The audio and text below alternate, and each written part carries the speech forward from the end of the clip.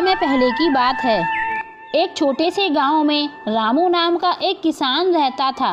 गांव में रामू की एक छोटी सी जमीन थी जिस पे वह खेती किया करता था। उसकी जिंदगी का एक ही सपना था कि वह अपनी जमीन पर अच्छी फसल लगाए और अच्छा मुनाफा कमाए, जिससे वह अपने परिवार के सारे सपने पूरे कर सके। रामू का परिवार बहुत ही छोटा था। उसके परिवार में माँ शकुंतला और पत्नी सीता और उनका एक छोटा बेटा था जिसका नाम भोला था। रामू बहुत ही मेहनती था। सूर्योदय होने से पहले उठता था और खेत में काम करने के लिए निकल जाता था। उसकी मेहनत और लगन के बावजूद भी उसकी फसल अच्छी नहीं होती थी। नहीं तो रामू के पास अच्छे बीज था और ना ही सिंचाई का पर्याप्त साधन था। फसलों की सिंचाई के लिए रामू को ज्यादातर वर्षा पर ही निर्भर रहना पड़ता था। फिर भी रामू अपनी स्थिति से संतुष्ट था और हमेशा भगवान का धन्यवाद करता था। उसी गांव में सेठ अमीर चंद भी रहता था। सेठ धनराज बहुत ही लालची और निर्दय था। उसने कई गरीब किसानों की जमीन अपने नाम करा ली थी और उन पर ब्याज का भारी बोझ डाल दिया था। एक बार गांव में सूखा पड़ गया था और कई महीने तक बारिश नहीं हुई थी और किसान परेशान हो गए थे और रामू की भी फसल सूख गई थी और उसके पास खाने को भी कुछ नहीं बचा था। उसकी स्थिति दिन पे दिन खराब होती जा रही थी। भाई, इस बार तो बहुत ही बड़ी मुसीबत आ पड़ी है और हमारे तो सारे खेत सूख गए हैं और फसल का नाम निशान भी नहीं बचा है। अब हम क्या करेंगे? हाँ रामू, मेरी भी सारी फसल बर्बाद हो गई। बच्चों के खाने तक के लिए अनाज भी नहीं बचा है। समझ में नहीं आ रहा है इस संकट से कैसे निपटेंगे। सरकार ने तो कुछ मदद का वादा किया था, लेकिन अब तक तो कुछ भी नहीं हुआ है। हमें कुछ करना होगा, वरना भूखे मर जाएंगे। मुझे लगता है हमें सेठ जी से मदद मांगनी चाहिए। हम किसानों की स्थिति के बारे में तो सेठ जी को भी पता होगा। चलो सेठ जी से बात करके देखते हैं, शायद वह हमारी कुछ मदद कर सकें। अरे रामू भाई, सेठ जी के पास तो गलती से भी मत चले जाना। एक नंबर का लालची इंसान है। अभी हरिया ने कुछ दिन पहले ही सेठ जी से कुछ पैसे ब्याज पर उधार ले लिए थे और उस सेठ ने उस हरिया का ब्याज इतना ज्यादा कर दिया कि और वह ब्याज नहीं चुका पाया और ब्याज न चुका पाने के कारण उस सेठ धनराज ने उसकी जमीन जब्त कर ली। फिर हम क्या करेंगे? अभी तो हमारे पास कुछ भी पैसे नहीं बचे हैं। घर में खाने तक का राशन भी नहीं बचा है। अब जो भी हो, अभी तो बस एक सेठ जी ही सहारा हैं। उनसे अभी कुछ पैसे मांग लेते हैं और बाद की बात बाद में देखेंगे। देखो रामू, मेरा मकसद था तुम्हें सतर्क करना। अब जो तुम करो आगे तुम्हारी इच्छा है। हमें तो लगता है गांव की पंचायत से बात करनी चाहिए, शायद वह कोई उपाय निकाल सके। सही कह रहे हो श्यामलाल, हम एकजुट होकर ही समस्या का समाधान निकाल सकते हैं। अगर हम सब मिलके पंचायत के पास जाएं और अपनी स्थिति बताएं तो शायद कोई हल निकल आए। ठीक है, तो कल सुबह होते ही हम सब पंचायत के पास चलेंगे और हमें सरकार की योजना के बारे में भी पता करना चाहिए। हो सकता है हमें कुछ राहत मिल जाए। अगले दिन सभी किसान भाई मिलकर पंचायत घर पहुंच जाते हैं, लेकिन वहां पता चला कि अभी जमींदार साहब गांव में नहीं हैं और 1 महीने तक गांव में कोई भी पंचायत नहीं हो सकती है। यह सुनकर सभी किसान निराश मन से अपने अपने घर आ जाते हैं। सीता, अब क्या होगा? हमारी सारी फसल सूख गई है। अब खाने के लिए कुछ भी नहीं बचा है। अगर हमें कहीं से मदद नहीं मिली तो हम तो भूखे ही मर जाएंगे। अरे आप ज्यादा चिंता मत करो, भगवान ने हमें अब तक संभाला तो है और आगे भी वे हमारी मदद करेंगे। हमें धैर्य रखना होगा। सीता, मैंने धनराज सेठ से कर्ज लेने के लिए सोचा है, शायद अब वो ही हमारी मदद कर सकें, लेकिन मुझे डर है कि उनकी शर्तें बहुत कठोर होंगी। हाँ मैं जानती हूँ, सेठ धनराज बहुत ही ज्यादा लालची है, लेकिन अभी हमारी स्थिति ऐसी है कि हमें कुछ ना कुछ तो करना ही पड़ेगा। ठीक है, तुम सेठ धनराज से बात कर लो, शायद कोई रास्ता निकल आए। ठीक है सीता, मैं कल सुबह होते ही सेठ धनराज के पास जाऊंगा। बस भगवान से यही प्रार्थना है कि वह हमें इस संकट से निकाल दें। आखिरकार भूख से मजबूर होकर रामू ने सेठ धनराज से मदद मांगने का निश्चय किया। आओ आओ रामू, क्या हाल है? हमने सुना है तुम्हारी इस साल फसल पूरी तरह सूख गई है। हाँ सेठ जी, इस साल सूखे के कारण हमारी फसल पूरी तरह नष्ट हो गई है और हमारे पास खाने के लिए भी कुछ नहीं बचा है। मैंने सोचा है कि आपसे कुछ मदद मांग लूं। मदद? हाँ क्यों नहीं, लेकिन मदद के बदले में मुझे भी तो कुछ चाहिए। तुम्हारे पास देने के लिए क्या है? सेठ जी, मेरे पास तो देने के लिए कुछ भी नहीं है, लेकिन मैं वादा करता हूँ जैसे ही मेरी फसल उपज जाएगी उन फसलों को बेचकर आऊंगा और तुम्हारे पैसे सारे चुकता कर दूंगा। देखो भाई रामू, ब्याज का मतलब होता है कि तुम्हें कुछ न कुछ मेरे पास गिरवी रखना होगा। तुम्हारे पास तुम्हारी जमीन तो है, वह जमीन तुम मेरे पास गिरवी रख दो और बदले में ब्याज पे पैसे ले लो। ठीक है सेठ जी, जब तक मैं आपका पैसा नहीं लौटा देता हूँ तब तक मेरी जमीन आपके पास गिरवी रखी हुई है। और हाँ, इस पेपर पर साइन भी कर दो। जब तक तुम मेरा कर्ज पूरा नहीं चुका देते हो तब तक तुम्हारी जमीन मेरे पास बंधक रहेगी।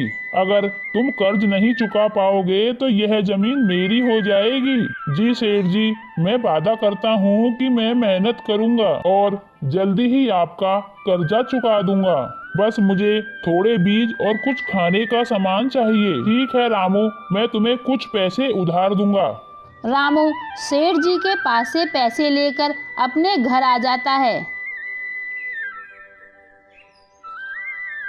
सीता, सेठ धनराज ने हमें कर्जा तो दे दिया है, लेकिन उसने हमारी जमीन गिरवी रख ली है। अगर हम समय पे कर्जा नहीं चुका पाए तो हमारी जमीन उसकी हो जाएगी।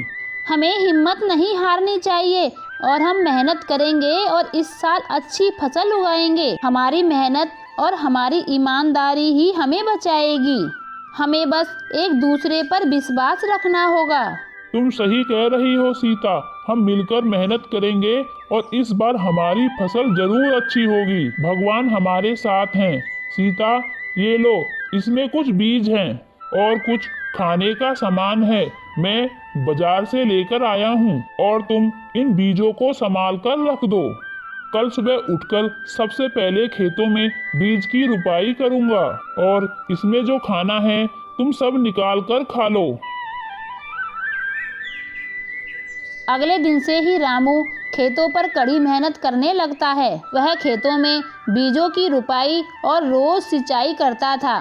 कुछ ही महीनों में रामू की फसल पककर तैयार हो जाती है और अच्छे बीज होने के कारण रामू की फसल काफी अच्छी तैयार हो जाती है। इस बार उसकी प्रार्थना भगवान ने भी सुन ली थी और गांव में भी इस बार जमकर बारिश हुई थी। खेतों की सारी फसलें लहरा उठी थीं। देखो सीता, भगवान ने भी हमारी सुन ली है और हमारी फसल कितनी अच्छी हुई है। अब हम सेठ धनराज का सारा कर्जा चुका सकेंगे।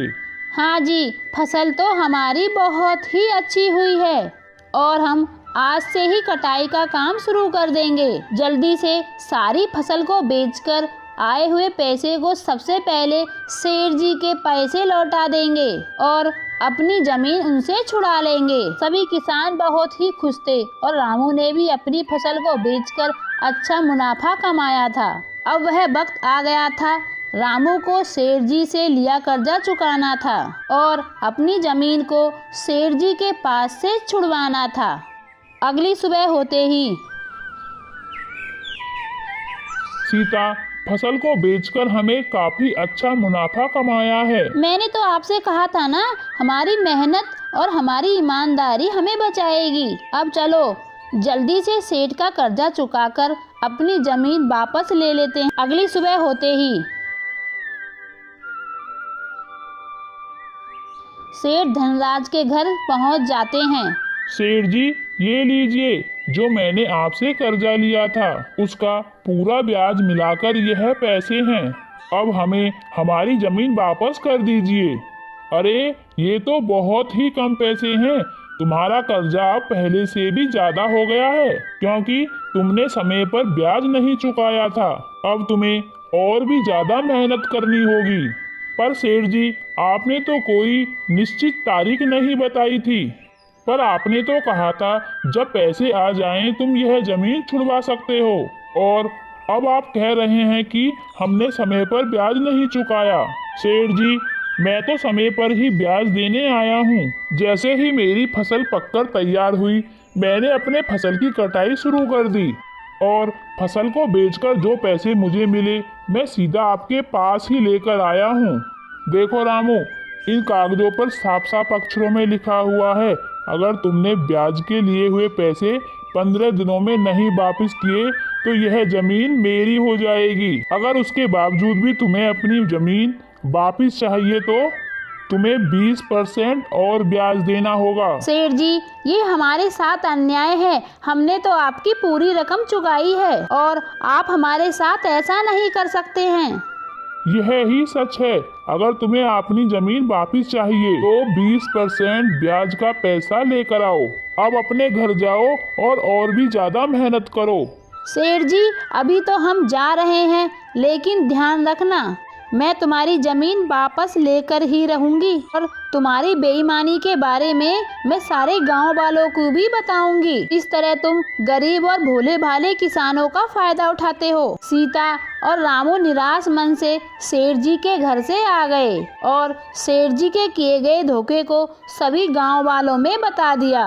यह बात सुनकर सभी गांव वाले बहुत ही क्रोधित हो गए। यह सेठ धनराज आपको समझता क्या है? अगर ऐसा ही चलता रहा तो देख लेना एक दिन यह सेठ हम सभी किसानों को ले डूबेगा और हमें सेठ के खिलाफ कुछ ना कुछ तो करना ही होगा। हाँ, पर सबसे पहले ये सोचो कि रामू की जमीन उस सेठ धनराज से कैसे छुड़वाएं। और वह सेठ तो यह जिद करके बैठा है कि रामू 20% ब्याज और ज्यादा देगा तभी वह उसकी जमीन वापस करेगा। हमें पंचायत में जाकर इसकी शिकायत करनी चाहिए। अब तो गांव के मुखिया भी घर आ चुके होंगे। मुझे लगता है कि एक बार सेठ धनराज से भी जाकर बात कर लेनी चाहिए। अगर सेठ धनराज प्यार से मान जाए तो ठीक है, फिर हम पंचायत में जाकर इसकी शिकायत करेंगे। सभी किसान मिलकर सेठ धनराज के पास पहुंच जाते हैं। सेठ धनराज जी, आपने रामू की जमीन को क्यों हड़प रखा है?